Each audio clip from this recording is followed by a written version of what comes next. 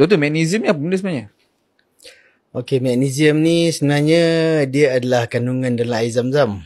Uish, ya betul. So, air zam-zam yang rasa payau tu sebabkan oleh high magnesium lah. Okay, dia ada lebih kurang 41 miligram magnesium lah dalam 1 ml. Air zam-zam? Air zam-zam. So, dalam semua air-air dan dunia ni, kebanyakan dan dunia lah, air laut ke apa ke sekalipun, air tasik ke yang natural, semuanya, air mata air, semuanya ada magnesium. Cuma kepekatan dia saja yang berbeza. Okay, so dalam air zam-zam dia ada 41 miligram lah kandungan magnesium per ml. So dalam kita punya Mineral Life ni, yang ni dia adalah concentrated air laut yang dikonsentratekan, dia ambil mineral saja. Okay, so dikonsentratekan dia menjadi magnesiumnya lebih kurang 94 miligram. Main 2 kali ganda lah. So, per ml. So magnesium dalam ni sama dengan air zam-zam punya kuantiti lah? Dia 2 kali ganda pada kuantiti dalam air zam-zam. Cuma kita tak boleh nak claim dia lebih power pada air zam-zam kan.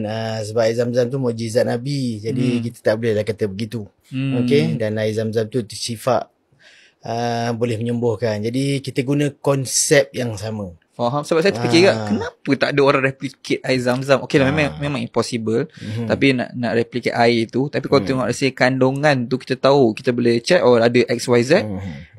Kenapa tak just replicate dia punya mineral tu dia dalam air yang berbeza, kemudian memprodukkan benda tu lah, which is possible lah.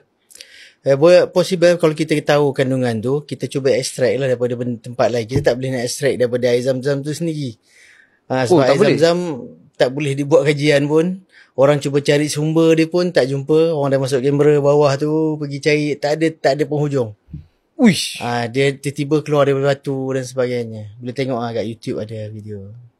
Okay. Jadi yang ni kita ambil daripada laut dara lah. Laut dara ni maknanya laut yang tak tercemar lagi.